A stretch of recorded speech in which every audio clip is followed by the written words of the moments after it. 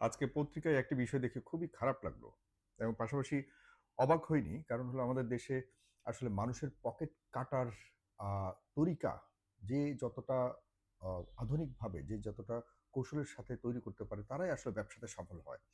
আর আমাদের দেশের ব্যবসায়ীরা তো কখনোই মানুষের জন্য ব্যবসা করে না। কখনো মানব সেবার জন্য ব্যবসা করে না। আমাদের দেশের বড়, বড় ব্যবসায়ীরা শুধুমাত্র নিজেদেরকে কিভাবে আ আর্থিকভাবে ফুলিয়ে ফাঁপিয়ে তুলতে পারে, জনগণকে শোষণ করে এটি ছাড়া কেউ যদি বলতে পারে যে কোনো বড় কোম্পানি শুধুমাত্র মানব সেবার জন্য ব্যবসা করে, আমি হাতে চুড়ি পরব। আপনারা দেখাবেন। শুধুমাত্র মানব সেবার জন্য। এখন বলতে পারেন যে মানব সেবার জন্য ব্যবসা কেন করবে? মানব সেবা দেখুন ব্যবসাকে আল্লাহ হালাল করেছেন কেন জানেন? সেবার জন্য। আদারওয়াইজ তো অনেক কিছুই তো আল্লাহ আ হালাল করেননি। সেখানেও তো মানুষের সেবা করার অনেক সুযোগ রয়েছে। কিন্তু সবকিছুকে আল্লাহ হালাল করেননি। আমি এখানে ধর্মের বিষয়টা এই কারণে এনেছি যে আমাদের দেশে ব্যবসায় বড়, বড় ব্যবসায়ীরা এই, এই ধরনের মানে অতিরিক্ত মুনাফাটাকে তারা ব্যবসায়িক মুনাফা বলে কিন্তু আ নিজেদেরকে জাহির করে যে আমরা ব্যবসা করছি। অথচ ব্যবসার নামে তারা কিন্তু শোষণ করছে। সেটিকে তারা বলে না। তারা বলে যে আমরা ব্যবসা করছি। যাই হোক সেটি ভিন্ন বিতর্ক। আমি কেন আজকে ভিডিওটি করছি সেটি হলো যে পত্রিকায় দেখলাম আ যে বিভিন্ন ভোগ্য পণ্য, বিশেষ করে তেল এবং বিদেশ থেকে আনা যেগুলো দৈনন্দিন জীবনের আমাদের খুবই প্রয়োজনীয় জিনিস, এসব আ জিনিসপত্রের দাম যদি সরকার না বাড়ায়, তাহলে বাজারে সরবরাহ বন্ধ করে দিবে ব্যবসায়ীগুলো। মানে চিন্তা করেন সিন্ডিকেট সরকারকে হুমকি দিচ্ছে। সরকার যদি দাম না বাড়ায়, তাহলে বাজারে তারা সরবরাহ বন্ধ করে দিবে। তার মানে সরকার কার কাছে জিম্মি? সরকার জিম্মি হলো এই ব্যবসায়ীদের কাছে। এই ব্যবসাগুলো তো সবাই নয়। ব্যবসায়ী বলতে বাংলাদেশে ৪ থেকে ৫ টা বড়, বড় কোম্পানি রয়েছে, যারা সরকারকে এই ধরনের মানে বিদেশ থেকে লাখ, লাখ টন ভোগ্য পণ্য এনে তারা নিজেদের মধ্যে আলাপ আলোচনা করে কিভাবে বাজারকে নিয়ন্ত্রণ করা যায় এই ব্যাপারে তারা নিজেরা সিদ্ধান্ত নেয়, নিয়ে সরকারকে তারা অফার দেয়। এরপর সরকার তাদের কথা শুনতে বাধ্য। কারণ তারা যদি এই ভোগ্য পণ্যগুলি বাজারে সরবরাহ না করে, তাহলে তো মানুষ না খেয়ে থাকতে হবে। আর না খেয়ে যদি থাকতে হয় তাহলে মানুষ সরকারের উপরে অনেক ক্ষুব্ধ হবে। ক্ষুব্ধ হলে পরে এখানে রাজপথে জনগণ নেমে আসবে। এই ধরনের কিছু পরিকল্পনা করবার একটা সহজ উপায় অথবা একটা ষড়যন্ত্রের উপায় হলো এই ব্যবসায়ীদের সিন্ডিকেটের কাছে সরকারের ধরা ধরা থাকা, অথবা ব্যবসায়ী সিন্ডিকেটদের কাছে এই ধরনের ভোগ্যপণ্যের নিয়ন্ত্রণ থাকা। আমি ব্যবসায়ীর কিন্তু পরিবর্তন হয়নি, আপনার মাথায় রাখতে হবে। শেখ হাসিনাকে যারা বিভিন্ন রকম সুবিধা দিয়েছিল, শেখ হাসিনার সাথে যারা ষড়যন্ত্র করে, করে এই শোষণের আ সুবিধা নিয়েছিল। দেখুন শেখ হাসিনা কিন্তু এই ধরনের বিষয়ে ব্যবসায়ীদেরকে চরম সুবিধা দিয়েছিল। ভয়ঙ্কর সুবিধা দিয়েছিল। যে কারণে অনেক ব্যবসায়ীরা শেখ হাসিনা পতনের ২ দিন আগেও বলেছে যে আমরা প্রয়োজনে নিজেদের সব ধরনের সহায়তা করব। ব্যবসায়ীরা মিটিং করেছিল যেখানে রাজপথে মানুষ মারা যাচ্ছে। স ছোট, ছোট ছেলেরা মারা যাচ্ছে, জনতা মারা যাচ্ছে। সেখানে ব্যবসায়ীরা মিটিং করে বলছে যে, "শেখ হাসিনা তোমাকে চাই, দ্বিতীয়ত তোমাকে চাই, শেষ পর্যন্ত তোমাকে চাই। মরণের পরেও আমি তোমাকে চাই।" অন্যান্যরা তো অনেক কথা বলেছে, আমি আর বলতে চাই না। এই সিন্ডিকেটদের কাছে কি আমরা আবারও জিম্মি হতে যাচ্ছি? জনাব তারেক রহমানকে আপনারা কেউ পছন্দ করেন আর না করেন, আমি পছন্দ করি আর না করি, তারেক রহমান কিন্তু একটি জিনিস এখন পর্যন্ত করে যাচ্ছে, সেটি হলো যে এখনো বিশ্ববাজারের বিভিন্ন সংকট থাকলেও আমাদের দেশে সবচেয়ে গুরুত্বপূর্ণ সেটি হলো যে আ তেল, খাবার তেল থেকে শুরু করে জ্বালানি তেল, সব তেল তিনি এখনো পর্যন্ত নিয়ন্ত্রণে রেখেছেন তেলের দাম। দেখুন, যদি সপ্তাহখানেক আগে দামটা বাড়িয়ে দিতেন, এই দাম কমানো বাংলাদেশে সম্ভব হয় না। কিন্তু তিনি বাড়াননি। তিনি এটিকে ধরে রেখেছেন এবং ঠিকভাবে মনিটরিং এর ব্যবস্থা করার চেষ্টা করেছেন। হ্যাঁ, কষ্ট হচ্ছে মানুষের, নিঃসন্দেহে কষ্ট হচ্ছে। এই কষ্টগুলিকে অনেকে পুঁজি করে রাজনৈতিকভাবে দেখবার চেষ্টা করছে। দেখুন সব জায়গায় রাজনীতি খাটানো ঠিক না। কোনোভাবেই ঠিক না। আজকে যদি এই যুদ্ধকালীন সময়ে অন্য কোনো সরকার থাকতো তাহলে হুট করে ব্যবসায়ীরা কিন্তু তাদের স্বার্থ হাসিলের জন্য যেকোনো সময় সরকারের সাথে বসে এতদিনে ৩-৪ ধাপ দাম বাড়ানো হতো। এই দাম বাড়িয়ে কাদের টাকা নিচ্ছেন আপনারা? জনগণের টাকা নেওয়া হচ্ছে। এই জনগণের টাকা নিয়ে ভাগাভাগি করে বড়, বড় ব্যবসায়ীরা কিন্তু এই যে বিভিন্ন ধরনের যে দেখেন প্রোডাক্ট আ বাজারে আছে, এইসব প্রোডাক্ট অনেক প্রোডাক্ট আছে বিভিন্ন কোম্পানির। এইসব প্রোডাক্ট থেকে তারা লাভ করে না। তারা লাভ করে সিন্ডিকেট এবং মজুত ব্যবসা থেকে, আপনার আমার পকেটের টাকার দিকে তাদের লোভ, তারা কিন্তু খুচরা মালের থেকে ব্যবসা করে না। তাদের শিপ লাখ লাখ টনের খাদ্যপণ্যের শিপ সেই চট্টগ্রাম, মংলা বিভিন্ন বড় বড় বন্দরে কিন্তু তাদের শিপ পড়ে থাকে।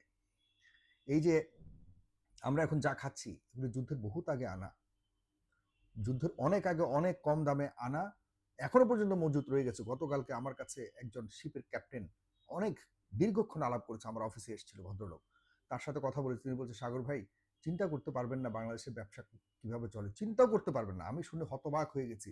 বলতেছে এখন এখন যদি আপনি যান দেখবেন যে বিশাল বিশাল জাহাজ, তারা গোডাউন বানিয়ে বড় বড় এই ব্যবসায়ীরা, এই কি কি নাম, বসুন্ধরা, মেঘনা, টিকে গ্রুপ, তারপরে সিটি গ্রুপ, তারপরে আপনার এই আরএফএল, যতগুলি আছে এরা সব সিন্ডিকেট করে ব্যবসা করে বাংলাদেশে।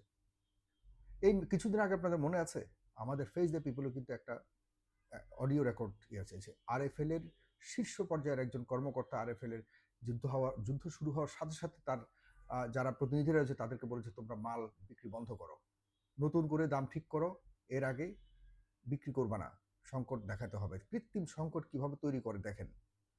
এদেরকে ব্যবসায়ী বলবেন? দেখুন, আপনারা অনেকে চাকরি করতে পারেন সেখানে, চাকরি করুন আপনারা, কোনো সমস্যা নেই। আমাদের দেশে এরা চাকরি তৈরি করছে, নিঃসন্দেহে আমরা প্রশংসা করি। কিন্তু চাকরি তৈরি করার পাশাপাশি আপনাকে আপনার বেতন দিবে আর হাজার মানুষকে ঠকাবে, এই বেতন আপনি পেয়ে খুশি? আর আপনারও তো কিন্তু হচ্ছে, আপনি আজকে চাকরি করছেন 10 টাকায়, কথার কথা, বা 10,000 টাকায়, কিন্তু আপনার পরিবার থেকে আপনার আশপাশে আপনার বন্ধু বান্ধব সবাই যে 10 টাকা করে বাড়িয়ে একটা সামান্য কারণে, কোনো কারণ ছাড়াই প্রতিটি পণ্যের 10 টাকা বাড়িয়ে যে আপনার আশপাশের মানে জনগণ এবং আপনার পরিবার থেকে শুরু সবাই যে এই সিন্ডিকেটদের কাছে অতিরিক্ত পয়সা দিয়ে ভোগ্যপণ্য কিনতে হচ্ছে প্রতিদিন, এই টাকা যাচ্ছে, এটা কি আপনার মনে হচ্ছে না? আপনাদের সবার কি উচিত না যে এই বিষয়ে কথা বলা? সরকারকে বাধ্য করার যে এই পদ্ধতি, এগুলির ব্যাপারে কথা বলা উচিত না? আরে ভাই, আমি তো সবসময় কথা বলি, আপনারা আমার কাছে বহু ইনফরমেশন, আমি তো অনেক কিছুই ইচ্ছাকৃতভাবে ইগনোর করার চেষ্টা করি, বাট অন্ততপক্ষে রাজনৈতিক কারণে এইসব বিষয়ে কথা বলা থেকে বিরত থাকা উচিত না। কারণ আমাদের দেশের মানুষ অনেক অসহায় মানুষ, আমরা অনেক কম বুঝি। আন্তর্জাতিক বিশ্ব বাণিজ্যের যে পলিসি আছে এগুলি নিয়ে আমরা ঘাটাঘাটি করি না, আমরা আন্তর্জাতিক বাজার নিয়ে কথা বলি না।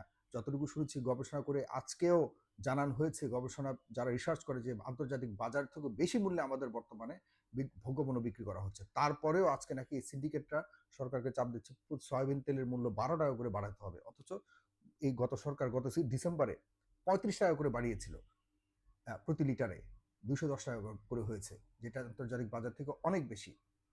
এগুলি করে করে আপনার দেখবেন যে এই ব্যবসায়ীরা তাদের নিজেদের অঞ্চলে, নিজেদের গ্রামে গ্রামে বিশাল মানে একবারে খেদমতের ব্যবস্থা করে রাখে, মসজিদ কালভার্ট থেকে শুরু করে, এবং দেখবেন যে বিশাল বিশাল দাড়ি রেখে মনে হয় যেন এই মুহূর্তে ফেরেশতা নেমে আসছে আকাশ থেকে। এরপরে দেখবেন যে দয়ার সাগর, দানশীল ব্যক্তি, এই সেই বহুত কিছু। এদের ভিতরে যান, যখন এদের দেখবেন পতন হয়, তখন দেখবেন যে এদের দুর্নীতির কি মহাসাগর এক একটা।